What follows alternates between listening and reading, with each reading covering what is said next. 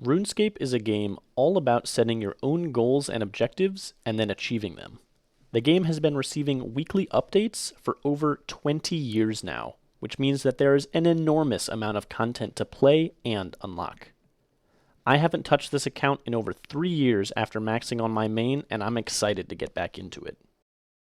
This account is an Ironman, which means I can't trade with other players, and I have to get every item and drop that I want myself. In the main game, if you had enough money, you could buy almost anything you wanted, but on an Ironman you have to grind for it yourself. I've found this style of gameplay extremely rewarding as it pushes you to explore content that you otherwise wouldn't touch and removes money as one of the sole purposes in the game, giving it a more rounded and full feeling. The first goal of this account is to unlock Priff, the Elf City. It has some pretty hefty requirements, like 75 and 10 different skills, and some prerequisite quests, which won't be too bad, but I think together we can achieve it all. This will be picking up in the middle of the road towards unlocking Priff, and I hope you enjoy. Hi everyone, it's me from the future, editing man here. I will admit the beginning of this episode is a little disjointed, but it really comes together in the end, and the future episodes have a lot more cohesion, so stick around and I promise it'll be worth your time.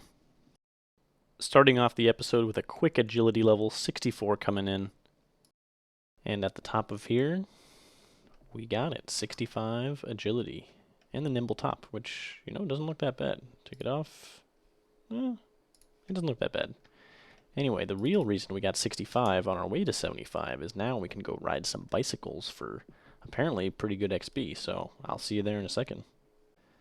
So I've been pedaling here for maybe 7 minutes, and I'm getting about 60,000 XP an hour, which, oh no, I jumped off by accident. Which is fine, especially for pseudo AFK agility training, but it's not as good as the wilderness course where I just was, giving me about 90. So maybe we'll jump back and forth a little bit. We still got to get all the way to 75 here for Priff, so variety is the spice of life. Agility training is just kind of the worst.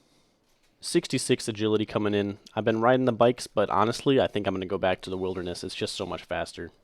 Man, chopping ivy takes me back. I remember it's got to be at least 10 years ago now. On my original account, I just sat, not in this exact spot, but chopping this exact ivy for a couple weeks to get 99. I don't know if it took that long, but my clan promoted me to recruitment manager, something at the time, because I was just here chopping ivy, and there's no one here right now, but there were other people chopping ivy, and we just got 75 woodcutting. That's another Priff skill checked off. I'll have Jeremy put up a nice little graphic so we can keep track. But there were people here chopping ivy, and I said, hey, you want to join a clan? And they said, sure. So I recruited like 3 people, and my clan was like, this guy's amazing. Promote him. It was a good time. So not only do we have to get the skill requirements for Priff, but we also have to get the quest requirements. And fancy enough, I have a clue scroll, just like a treasure hunt, essentially. And my next step is in an area that is locked behind one of the quests that I need in order to access Priff. So it kind of, plays in together conveniently enough. And the quest we're going to take on today is the Underground Pass, which is a very notorious quest, especially if you have low agility. I don't know if 66 is counted as low, but it's a notoriously annoying quest to do, because you have to go into an area, you can't teleport out, or you have to restart essentially the whole quest. Limited food, so I'm probably going to go grab some more, actually. But we're going to see how it goes, and I'll update you as we go. So in this section, you have a 5x5 grid, and only one of these is the correct tile. All the others will dump you in. But there's a cheat you can do, at least on old school. We're going to see if it works here. I do not think it will, but let's try it. It does not work at all. No interface stalling for you, sir. So if I didn't have 50 thieving, which I did not plan, I would have to go over this precarious hellhole looking spike area, but no, I can just go through these doors. Thank you very much. So this next part in the quest, you have to push this boulder down onto this unicorn. The unicorn has done nothing wrong in this instance. I believe it's sort of like kind of like a trolley problem. Would you brutally bludgeon the unicorn to death for no apparent reason in order to continue with your quest? Turns out the answer is absolutely yes. Oh, turns out you need the unicorn horn. So, could you have gotten it from a different unicorn? Probably. But this one was right here. It is so convenient. Now these nice 3 paladins here, wow, they're super easy to kill, will give you food and potions to help you on your journey if you talk to them. But they also have some badges that I need, so, you know, here I go killing again. And the reason that this quest is so notorious is that jumping over these bridges has a very high fail rate. Especially if you're low-level agility. At least, again, in old school is my basis for this at the moment. And, you know, I've jumped over maybe 15. I have yet to fail, so we'll see if I eat my words here in a moment. Giant spiders. So we've successfully marinated the Doll of Ivan in dove bones, demon blood, some ashes, and some spider blood. And now, with this jump, if I don't fail it,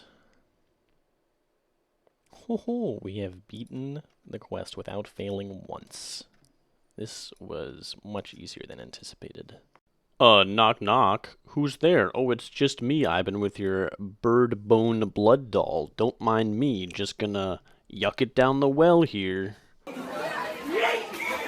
Oh no, not the well, my only weakness. No. Oh, he's dead now. And with that, Underground Pass has been completed.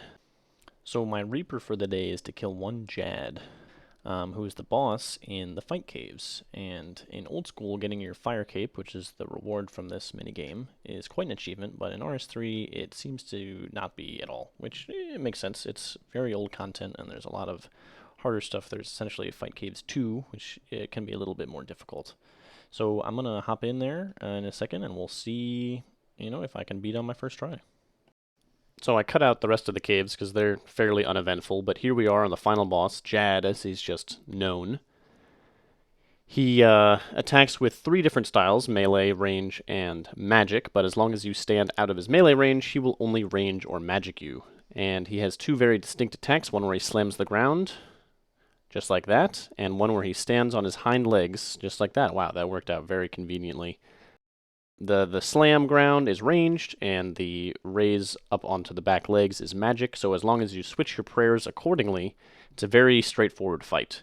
It's just difficult because if you mess up the prayer, he is likely to one-hit you. He does a lot of damage if you're off prayer, and about halfway through, the healers come out, which you can see here I've tagged them off so that they're focused on attacking me, and they do, you know, minimal, insignificant damage to me, and that way they don't heal Jad. So now we just DPS him down, and we're good to go.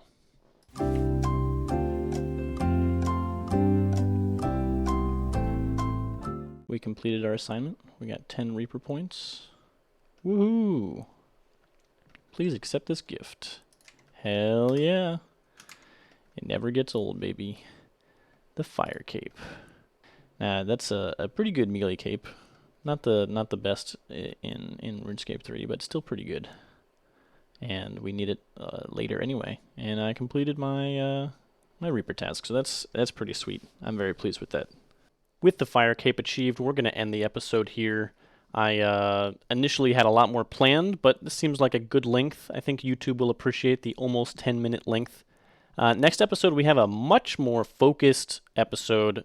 A lot of questing, a lot of Priff-specific skilling. We're going to go start off with the World Wakes, which is actually a very cool quest. I'm not a big fan of quests, but this one's pretty cool. You get to meet Guthix, and you unlock some of the best ultimate abilities in the game. So hopefully you'll stick around till then, and I'll see you soon.